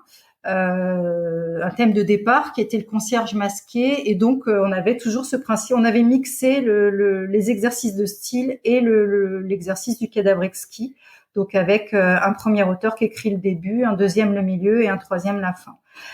Et cette aventure éditoriale m'a permis de travailler avec plein d'auteurs, de les corriger, puisque c'est moi qui corrigeais leurs textes, qui faisait en sorte que les textes soient cohérents entre le milieu, la fin, le début, etc. Et j'ai appris énormément de choses en travaillant avec tous ces auteurs, en travaillant sur ces textes. Et je pense que ça m'a beaucoup servi pour l'écriture de mon premier roman. J'ai commencé l'écriture de Soleil Noir, mais toute cette partie de ma vie où j'ai travaillé de façon collective avec d'autres auteurs, à écrire à plusieurs, à corriger les autres aussi, etc. Ça m'a beaucoup aidé pour moi. Parce que quand on voit les erreurs que font les autres, ou au contraire, les petits trucs qu'ont les auteurs dans leurs textes qui vont bien, on retient, on sait ce qu'il faut faire, ce qu'il faut pas faire, on apprend à se corriger soi-même et ça permet d'apprendre vraiment beaucoup. Et j'ai vraiment beaucoup appris de cette période. Et alors, comment tu arrives à faire publier Soleil Noir ? Je crois que j'ai envoyé mon manuscrit directement. Encore un concours. Hein. Finalement, j'ai jamais eu tellement de chance avec les éditeurs directement comme ça. C'était un concours, donc c'était le prix VSD du polar, qui était sur manuscrit. C'est-à-dire que contrairement à certains prix littéraires où faut avoir déjà publié, voilà, les livres sont publiés et des jurys de prix littéraires choisissent parmi des livres publiés quel livre aura leur prix, comme les prix Femina, Goncourt, etc. Là, c'était un prix où on envoyait notre manuscrit, l'éditeur le faisait lire, et c'était important à des lecteurs, hein, c'est-à-dire que c'était un prix des lecteurs. Donc c'était sur la plateforme Les Nouveaux Auteurs, qui était une plateforme où les auteurs pouvaient mettre leurs manuscrits en ligne et les lecteurs les lisaient, donnaient des notes et l'éditeur publiait ceux qui avaient les meilleures notes. Donc moi, je suis pas passée par ce biais-là, mais le prix VSD du polar, on envoyait notre manuscrit qui était à la fois lu par un jury et qui était envoyé aux lecteurs du site. Et le livre qui avait les meilleures notes des lecteurs et combiné au jury obtenait le prix VSD du polar. Donc moi, j'étais assez fière parce qu'en fait, mon livre avait été choisi par des lecteurs et en plus des fans de polar, parce que les gens qui étaient inscrits bien au sûr. jury du prix VSD du polar, c'est des fans de polar qui enquillent les polars, ils en lisent des tonnes et des tonnes, ils adorent ça, c'est des mordus. Et pour moi, c'était la plus belle des récompenses par rapport à un prix décerné par un jury. Donc voilà, et donc le livre a été publié parce qu'il a gagné le prix VSD du polar. D'accord. Publié en 2015, j'ai lu. Publié en 2015, voilà. Est-ce qu'il y a un peu de valence scientifique? Est-ce qu'il y a un petit peu de ta partie de cerveau vétérinaire dans ce polar-là ou pas du tout? Ah oui. Alors non seulement j'ai glissé ça et là un chat avec des poils de chat, une maman vétérinaire, la mère du capitaine Domingo, un des deux flics est vétérinaire, il la consulte pour avoir ses lumières sur des poils de chat, des choses comme ça. Donc j'ai mis un peu des petits clins d'œil comme ça au veto dans ce roman. Et puis surtout le sujet, c'est-à-dire que le sujet, je suis partie d'un sujet très scientifique pour moi. Alors pour certains, ça relève peut-être du paranormal. C'est le phénomène de combustion humaine spontanée. Je suis partie de ce mystère, moi qui m'a toujours fascinée. C'est-à-dire des gens qui prennent feu sans qu'il y ait aucune origine extérieure de feu, que ce soit d'origine criminelle ou accidentelle. On retrouve leur corps entièrement calciné, souvent sans que rien autour d'eux n'ait été brûlé par le feu. Et il y a des cas comme ça qui sont répertoriés à travers les siècles, voilà, en France, en Europe, dans le monde entier. Et c'est un phénomène qui m'a toujours fascinée. Donc, je suis partie de ce phénomène. J'ai fait pas mal de recherches sur le sujet. Alors, il y a beaucoup de gens qui s'y sont essayés avant moi, des experts du FBI, des criminologues, des scientifiques, des physiciens, etc. Personne n'a trouvé la solution. Moi non plus. Je ne prétends pas avoir trouvé la solution, mais disons que je me suis servi de ce phénomène comme trame de départ à mon polar, c'est-à-dire qu'on découvre le corps d'une retraitée dans son salon, entièrement carbonisé. Il y a juste sa jambe qui est à l'extérieur du périmètre de combustion qui est intacte. Autour d'elle, dans le salon, rien n'a brûlé. Et donc les policiers découvrent cette scène de crime en se demandant s'ils ont affaire à un crime, à un accident ou à un phénomène de combustion humaine spontanée. Et tout un programme. Tout un programme. Donc j'avoue que j'ai un petit peu mis de la science là-dedans lors de l'autopsie, etc. Et je me suis un peu fait plaisir en rappelant tous les recherches qui avaient été faites sur ce sujet lorsque les deux enquêteurs essayent de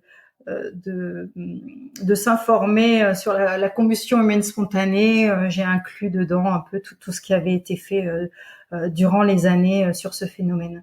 Mais bon, j'ai pas trouvé la solution pour autant. Un jour, dans un salon du livre, il y a un monsieur qui est venu me voir en me disant « Ah, vous, je suis très en colère contre vous ».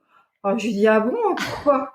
Il me dit « Oui, je croyais que vous aviez trouvé la solution et à la fin de votre livre, il n'y a pas la solution. » Il croyait que j'allais lui donner Il croyait que j'allais lui donner la solution au phénomène de combustion humaine spontanée. Je lui dis « Ah bah désolé, mais ça fait des années que les experts essayent de trouver une solution. C'est pas moi qui vais la trouver. J'ai jamais dit que j'avais trouvé la solution. » Donc voilà, c'était mon côté, on va dire, mon apport scientifique au polar dans ce premier roman. D'accord. Alors j'ai une question beaucoup plus terre à terre que la combustion spontanée. C'est comment un auteur est payé? Comment tu gagnes ta vie? Ça marche comment dans les maisons d'édition? C'est un peu naïf, mais j'y connais rien à ce monde-là. Ah non, mais c'est une question très intéressante qui est d'ailleurs beaucoup mise en avant en ce moment parce que le milieu de l'édition va assez mal et les auteurs vont assez mal en ce moment. C'est que l'auteur est l'acteur le moins bien payé de la chaîne du livre, c'est-à-dire qu'il gagne entre, on va dire une moyenne de 10% sur le prix de vente hors taxe du livre, mais ça peut aller de 7,5% quand on est un petit auteur pas très connu ou que la maison d'édition est pas très sympa, à 12,5% ou 12-13% quand on est un auteur reconnu qui vend très bien et qui peut négocier. En moyenne, c'est 10%. Moi, j'ai plutôt connu 10% pour ma part. Donc 10% sur le prix hors taxe du livre. Hein. Donc pour un livre qui coûte 20 € TTC, vous imaginez combien gagne un auteur. Il gagne même pas 2 €, quoi, 1,50 € par livre. Oui, donc c'est très dur d'en vivre, Oui, oui, hormis quand on est Michel Bussy. voilà. C'est très dur d'en vivre, hormis quand on en vend énormément et qu'on en sort un tous les ans. C'est-à-dire que Oui. les gens qui vendent beaucoup de livres, des Franck Tilliez. Alors là, je parle du polar, hein, Franck Tilliez, Michel Bussy, Jean-Christophe Granger, etc. Non seulement ils vendent beaucoup de livres, ils en sortent un tous les ans. Moi, honnêtement, je sais pas comment ils font. Hein. Ça devient un peu du travail à la chaîne, je trouve personnellement, de devoir sortir un livre tous les ans à la même période. Tilliez, c'est tous les ans au mois de mai ou au mois de juin, je sais plus, mais et en plus, souvent, ils travaillent à côté sur des scénarios de séries télévisées, des choses comme ça pour gagner leur vie en parallèle. Oui, d'accord, okay. Ils ne comptent pas que sur les droits d'auteur pour vivre. Voilà. Après, bon, il y a peut-être certains. Amélie Nothomb, par exemple, elle vit de ses droits d'auteur confortablement. Je pense, il n'y a pas de souci. Mais on n'est pas du tout sur les ventes du polar. Hein. Voilà, les quelques gros vendeurs en blanche vivent de leurs droits d'auteur sans souci, ça, je pense. Mais sinon, même les gros vendeurs en polar ou autre, souvent ils ont une activité à côté. Hein, qui rapporte beaucoup plus, notamment par exemple la télé, quoi, travailler pour la télé. Oui, ce qui est plus lucratif, quoi. Beaucoup plus lucratif. Oui. Et tu parlais de fréquence de publication. Tu mets combien de temps à écrire Soleil Noir ? Je mets, je sais pas, parce que je suis pas quelqu'un qui s'enferme dans une routine et qui va dire d'accord. Je commence et tous les jours je vais écrire 8 heures et je finis en 6 mois. Je dirais un an ou 2. Mais je travaillais sur l'exquise nouvelle en parallèle. Je faisais de la radio. C'était assez compliqué. J'avoue que je dirais 1 an ou 2, quoi, 1 an ou 2. Oui, d'accord. Et le roman d'après, donc qui est Dans la peau, qui est publié chez Ramsay. Là, c'est en 2019, donc effectivement, il y a 2015 à 2019, donc il y a 3 ans, 4 ans qui s'écoulent. Comment t'en arrives là ? Comment tu trouves cet éditeur-là ? Ça se passe comment ? Alors déjà, j'ai mis beaucoup de temps à l'écrire celui-là à cause de la radio, justement, parce que j'ai commencé à faire de la radio. C'était une émission en direct toutes les semaines où je devais faire la chronique d'un livre, hein, ce qui est un boulot dingue parce qu'il faut lire les livres. Hein. Faut lire le livre déjà. Souvent, j'avais même pas le temps d'en lire l'autre, mais faut encore que le livre vous plaise pour avoir envie d'en faire une chronique, parce que c'est moi qui choisissais les livres que je chroniquais. Hein. Je recevais pas les livres, enfin, j'en recevais à la radio, mais moi, je faisais pas du tout comme ça. J'avais mes livres et je choisissais ceux que j'avais envie de chroniquer. Et de temps en temps, on peut faire ça sur des livres qu'on a déjà lus pour gagner du temps. Mais moi, j'avais envie de chroniquer des choses qui sortaient, des choses récentes. Donc, il fallait que je lise les livres quand même.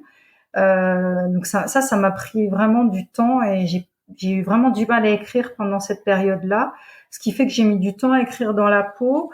Et puis ensuite, derrière, j'ai dû trouver un éditeur, en fait, parce que donc Soleil Noir avait été publié aux Nouveaux Auteurs, mais c'était pas, on restait pas chez l'éditeur ensuite, quoi. C'était pour le prix et après derrière, on n'avait pas de contrat avec l'éditeur. De toute façon, d'une manière générale, dans le monde de l'édition, quand vous signez un contrat avec un éditeur, vous lui devez tout, il ne vous doit rien. C'est-à-dire que vous êtes attaché à lui, vous devez soi-disant lui le préférer, lui donner un droit de préférence sur vos manuscrits, mais lui n'a aucune obligation de les accepter.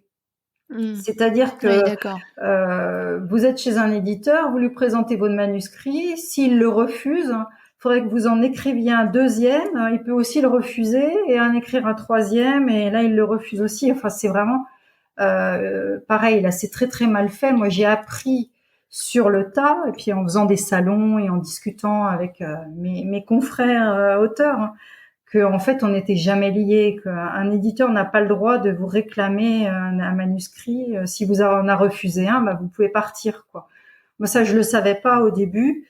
Donc voilà, ça a pris un peu de temps et puis donc j'ai mis un peu de temps à trouver un nouvel éditeur. Je sais plus comment ça s'est fait. Ramsay, je crois que c'est par internet, par les réseaux sociaux, j'étais amie avec l'éditeur de Ramsay sur les réseaux sociaux et par un échange de mails, il m'a demandé si je lui ai proposé mon manuscrit. Je sais plus comment ça s'est fait, mais de façon assez naturelle et en même temps un peu le hasard, parce que j'avais un peu galéré. Hein. J'avais proposé mon manuscrit à pas mal d'éditeurs que je connaissais grâce à Soleil Noir, à l'Exquise Nouvelle. Voilà, j'avais quand même un réseau. J'avais fait pas mal de salons sur lesquels j'avais rencontré des éditeurs. Voilà. Et pour autant, connaître des gens, connaître des éditeurs, même à les connaître bien hein, personnellement, avoir leur adresse mail, leur téléphone, connaître des auteurs célèbres, eh ben ça vous garantit pas d'être publié. Je l'ai proposé mon deuxième roman à plusieurs éditeurs et ils me l'ont refusé, ça les intéressait pas, quoi. Et puis finalement voilà, Ramsay l'a accepté. Donc c'est comme ça que je suis rentrée chez Ramsay. Qui a publié Dans la peau et puis ensuite La pire espèce. Hein. D'accord. Et quand tu rencontres les gens, quand tu parles avec les éditeurs, que tu vas sur les salons, le fait que tu sois vétérinaire, comment c'est accueilli? C'est un sujet? C'est pas du tout un sujet? Oui, c'est un peu un sujet, mais je sais pas comment expliquer. En fait, c'est un sujet sans en être un, dans le sens où il y a beaucoup d'auteurs qui ne vivent pas de leur plume et qui donc ont un métier à côté. Il y a beaucoup de retraités, ça c'est hallucinant. Les auteurs de polar, il y a un nombre de retraités et en fait qui font que ça. Ils ont le temps et ils n'ont pas tellement besoin d'en vivre hein, parce qu'ils ont leur retraite. Alors il y a des anciens flics, hein, il y a des anciens profs, il y a voilà, il y a un peu marrant, de tout, oui. des anciens médecins, il y a beaucoup de retraités. Et moi, quand je dis que je suis vétérinaire, bah souvent les gens croient que je continue à être vétérinaire. Ils me Ah oui, demandent d'accord. où est ma clinique, parce qu'ils s'imaginent que je suis véto et que j'écris des livres à côté. Pendant mes loisirs. Je crois qu'ils s'imaginent pas bien ce que c'est que la vie d'un véto. un véto. Même la vie d'un flic ou d'un médecin, parce que je pense pas qu'un flic ou un médecin ait le temps d'écrire des romans. Oui, c'est pareil. Oui, tout à fait. Donc après, des gens qui vivent vraiment de leur plume et qui sont assez jeunes, on va dire, et qui il y en a pas tant que ça finalement. Donc moi j'étais perçue peut-être un peu comme un ovni, c'est vrai, mais souvent j'étais obligée d'expliquer que non, j'étais plus vétérinaire praticienne et que non, j'avais pas de clinique et non, je pourrais pas soigner leurs chiens. Bon, par contre, on me demande beaucoup de conseils santé. Alors, ce que je peux donner de façon orale, je le fais, mais il y a des limites, quoi. Souvent, je dis, bah non, là, il faut aller chez le vétérinaire. Moi, j'ai pas le matos, hein. Je suis désolée, mais c'est rigolo. Bon, et du coup, en 2020 sort La pire espèce, hein, tu le disais tout à l'heure, toujours chez Ramsay, donc ton troisième roman publié. Mais cette fois, voilà, on est vraiment dans le milieu vétérinaire, puisque tu parles d'un vétérinaire qui travaille au Congo et qu'il y a toute une partie sur la maltraitance animale. Pourquoi tu investis ce terrain-là dans ce troisième roman ? Parce qu'il fallait que je le fasse. Je sentais que c'était vraiment un sujet qu'il fallait que j'aborde. On me l'avait déjà plusieurs fois demandé, mais pourquoi t'écris pas sur les vétérinaires, pourquoi en interview on m'avait posé la question, mais pourquoi vous écrivez pas sur les animaux, etc. Je me souviens une fois en interview avoir répondu, mais parce que j'aurais vraiment extrêmement de mal à me mettre dans la peau de quelqu'un qui maltraite les animaux. Parce que pour moi, s'il y avait un sujet à traiter, c'était la maltraitance animale. C'est vraiment un sujet qui me tient à cœur, quoi, qui me touche. auquel je suis très sensible. Et quand on écrit un roman, on se met dans la peau de tous les personnages, hein, mais vraiment tous. Hein. Et bizarrement, autant j'arrivais sans problème à me mettre dans la peau d'un tueur, autant me mettre dans la peau de quelqu'un qui maltraite un animal, ça me paraissait assez difficile. Et puis finalement, j'ai eu le déclic, je me suis dit si, mais il faut que je le fasse ce roman, il faut que je l'écrive. J'ai envie d'aborder ce sujet. Et donc, je m'y suis mise et ça n'a pas été si difficile que ça finalement. Mais parce que j'ai essayé de faire en sorte de pas trop me complaire dans le voyeurisme et de mettre j'ai pas trop voulu mettre en avant la violence, la souffrance, la douleur, etc. J'ai plus essayé de mener une réflexion autour de ça sans trop montrer tout ça. Il y a une trame polar, il y a une trame thriller, c'est-à-dire que le vétérinaire, le héros est un vétérinaire qui travaille. Voilà, je me suis servi un peu de mon expérience personnelle, mais enfin c'est vraiment juste évoqué. Il travaille dans une réserve pour les chimpanzés en Afrique et il revient en France à Montpellier pour faire une vacation, un remplacement dans un abattoir de la région. Et puis il va être confronté aux pratiques de l'abattoir. Il va essayer de se confronter à ce qui se passe dans cet abattoir. Et en même temps, il y a aussi un fait divers qui secoue un peu la ville de Montpellier, sans la secouer vraiment, parce que tout le monde s'en fout un peu. C'est un refuge pour nouveaux animaux de compagnie, une dame qui recueille des lapins et des nacs qui a été attaquée, vandalisée et des gens ont massacré tous les animaux, tous les lapins pour le plaisir, juste pour le plaisir sadique de massacrer des animaux. Et voilà, donc il y a les deux trames qui vont se chevaucher un petit peu.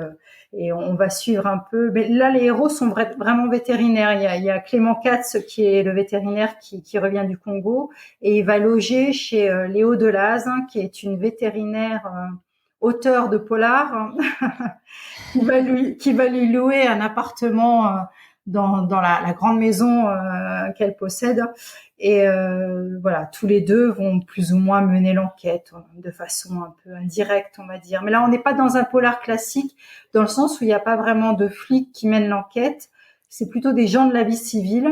Donc là, en l'occurrence, des vétérinaires qui sont mêlés à une intrigue. Donc on est plus dans le thriller, voilà. De ce point de vue-là. On est dans le thriller de ce point de vue-là. Ok. Très clair. Et donc aujourd'hui, tu te consacres 100% à l'écriture. Là, c'est le dernier sorti en 2020. Est-ce qu'il y en a un quatrième qui va arriver ? Alors, qui est en écriture, mais j'avoue que j'avais un peu levé le pied sur l'écriture à cause du confinement, de la pandémie, etc. Mon dernier livre est sorti en pleine pandémie. Les salons, tous étaient annulés. Enfin, ça a été un peu difficile. J'ai pas vraiment pu faire la promo du livre comme je l'aurais voulu, le défendre sur des salons, etc. Ça m'avait un peu frustrée. Et du coup, j'avais un peu ralenti l'écriture. Et puis derrière, je m'étais mise à retravailler un petit peu en tant que correctrice pour faire de la correction et de la réécriture de textes scientifiques. Donc voilà, j'ai pris un peu de retard et j'ai mis un peu de frein sur l'écriture, mais c'est en cours. Voilà, j'avais arrêté celui qui était en cours pour en commencer un nouveau. J'étais pas bien, voilà. Donc là, je suis un peu je suis en période de réflexion et d'écriture. Voilà. D'accord. Alors j'ai quelques questions un peu subsidiaires, on va dire. Alors dans mon métier d'éditrice, alors moi pour le coup dans la presse pro, pas du tout dans le monde du livre, on fait écrire des articles à beaucoup de consoeurs et de confrères. D'ailleurs, deux de mes proches collègues, dont la rédactrice en chef de Thémavette, sont vétérinaires et savent merveilleusement écrire. En fait, on s'aperçoit qu'il y a beaucoup de vétos qui savent écrire et parfois qui savent vraiment très très bien écrire. J'ai vraiment des autrices notamment qui quand elles écrivent me touchent d'un point de vue littéraire. Alors est-ce que tu as une idée de pourquoi autant de vétérinaires savent-ils écrire ? Ça tient à quoi ? Selon toi, ça tient à quoi ? Je ne sais pas. Je crois que le métier de vétérinaire regroupe des profils très très différents. parmi lesquels parce que je pense que ce n'est pas le cas de tous les vétérinaires. Il y a des vétérinaires qui savent pas du tout Non, écrire probablement pas. et Oui, oui. qui sont pas du tout littéraires, que la littérature n'intéresse pas du tout. Donc je pense que le profil à la base de la personne fait que c'est quelqu'un qui est très littéraire, qui aime la littérature et l'objet écrit. Après, peut-être que dans les études, alors c'était peut-être en prépa, les devoirs de bio, ça c'est un truc, je sais pas si ça existe dans d'autres filières scientifiques, hein, comme tout ce qui est maths sup, maths spé, quand on fait que des maths, de la physique et de la chimie, on n'a pas à rédiger un devoir de bio comme nous on avait à faire en prépa où on avait un sujet. C'était un peu comme une dissertation finalement de biologie.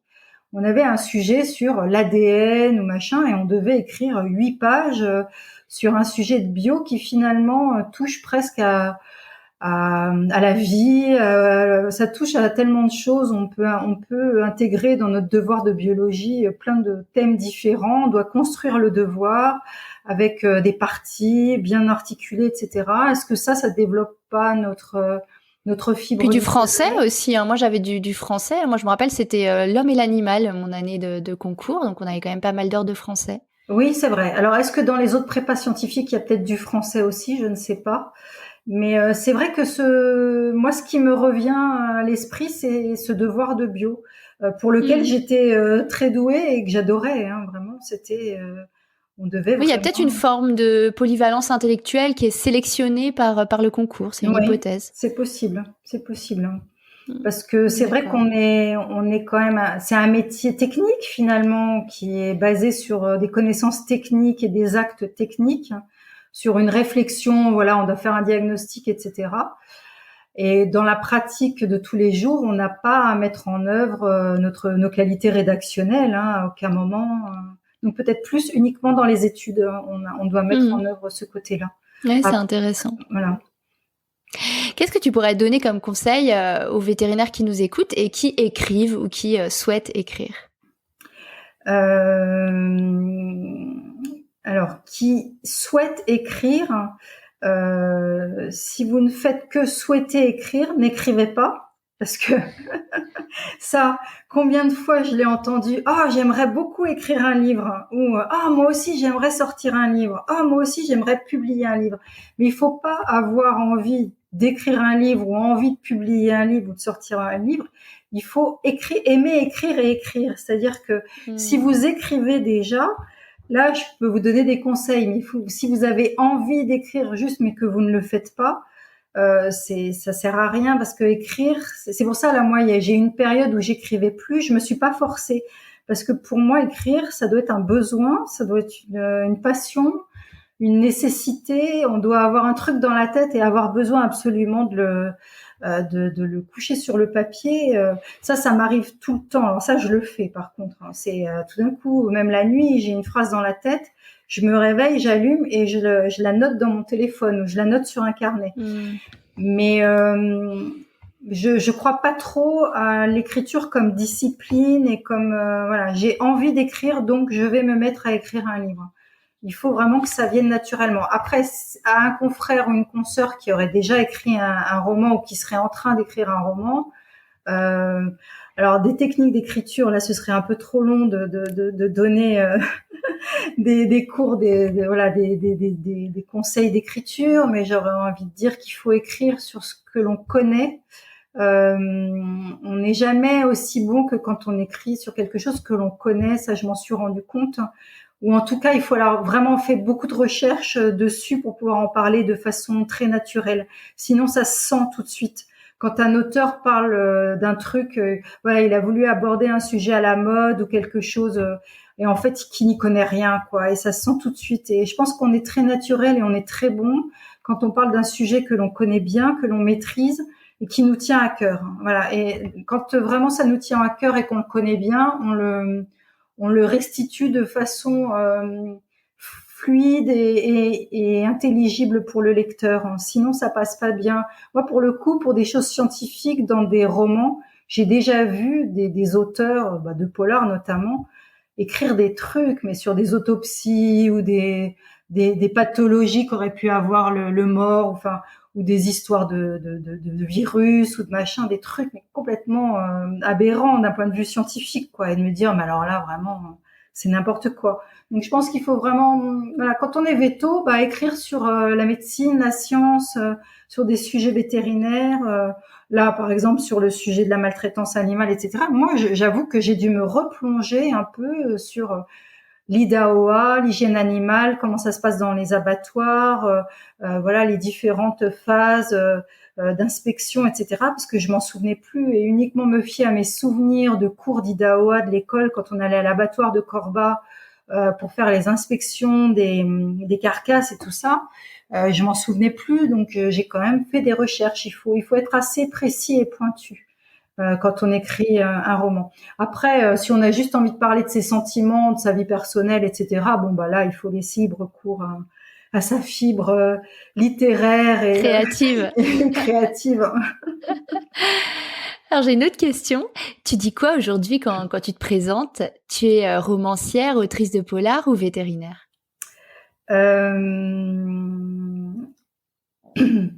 Moi, j'ai toujours tendance à dire vétérinaire parce que mon slogan, c'est un peu vétérinaire un jour, vétérinaire toujours. Forever. Ouais, C'est vraiment, vétérinaire pour la vie, c'est Loïc ouais. Dombreval qui me parlait de ça la semaine dernière, de ce slogan-là, ouais. Ouais. Je tiens peut-être ça de lui, je sais pas, mais ouais, vétérinaire pour la vie, oui, c'est vraiment. Donc Voilà. tu le dis encore en premier. Oui, dans la vie de tous les jours, je le dis encore en premier. Je dis toujours je suis vétérinaire. Alors quand on me dit bon, vous êtes installé où et machin, je dis non, je n'exerce pas comme vétérinaire, mais je suis vétérinaire. Pour moi, c'est mon identité profonde en fait. Ça me caractérise. Après, effectivement, quand je suis dans un contexte éditorial, littéraire, sur un salon, etc., je me présente pas comme vétérinaire. Je me présente comme écrivain ou romancière. Je dis romancière parce que au moins on connaît le féminin. Ça m'évite de dire autrice, écrivaine, autrice, ou écrivaine. Finalement, je crois que autrice, c'est le terme le plus adapté parce qu'il existe depuis très longtemps, que c'est le même terme qui est utilisé pour actrice, en fait, actrice, autrice. Mais j'ai pas encore réussi vraiment à l'intégrer, mais il faudrait que je l'intègre. Donc j'ai tendance à dire romancière, en fait. D'accord, pour le féminiser, en fait. Oui, voilà, pour le féminiser. Est-ce qu'il y a quelque chose que tu voudrais ajouter? Que je suis fière d'être vétérinaire, que comme on le disait tout à l'heure, j'éprouve une certaine culpabilité à avoir un peu laissé tomber ma confrérie, on va dire. J'ai parfois le sentiment qu'il faudrait que j'y retourne parce que des fois je me dis mais ils ont besoin de moi. Et en même temps, voilà, il y a toute cette jeune génération qui, je suis sûre, est là et hyper compétente et prête à prendre le relais. En même temps, j'ai aussi envie de dire aux jeunes que vétérinaire, ça ouvre à des futurs possibles tellement divers et variés. Que je pense que vous êtes plus, enfin vous, les oui, moi je suis déjà vieille, tu sais. Hein. Je t'inclus dans la jeune génération, mais voilà, je pense que la jeune génération est plus au courant de toutes les possibilités qui s'offrent à elle. Après, à mon époque, c'était pas le cas, c'était vraiment très très rare de sortir du cursus de la pratique libérale. Donc voilà. Explorer les différentes possibilités qui s'offrent à vous, mais ne jamais oublier qui vous êtes et ne jamais oublier que vous êtes vétérinaire. Merci Armelle pour cet échange, pour nous avoir partagé ce parcours qui est non conventionnel a priori, mais finalement où tout s'articule assez bien. Il y a une sorte de continuité qui est assez chouette à écouter. Alors je sais pas si de ton côté c'était chouette à dérouler, mais de mon côté c'était chouette à écouter. Entre ce début de littéraire contrarié jusqu'à la vétérinaire en entreprise, jusqu'à l'écrivain mais qui utilise en fait sa construction intellectuelle de veto. Donc voilà, on prend rendez-vous pour le 4e roman du coup. Je te dis à bientôt. Merci beaucoup Marine, à bientôt. Au revoir. Merci, à bientôt. Si vous avez aimé cet épisode, n'hésitez pas à le partager à vos amis, à vos collègues, à tous les vétérinaires que ça peut intéresser et ou à lui laisser 5 étoiles. Ça aide vraiment ce podcast à se faire connaître et à se développer. Il me reste à vous souhaiter une très belle journée et surtout prenez soin de vous, de votre famille, de vos collègues et de vos patients.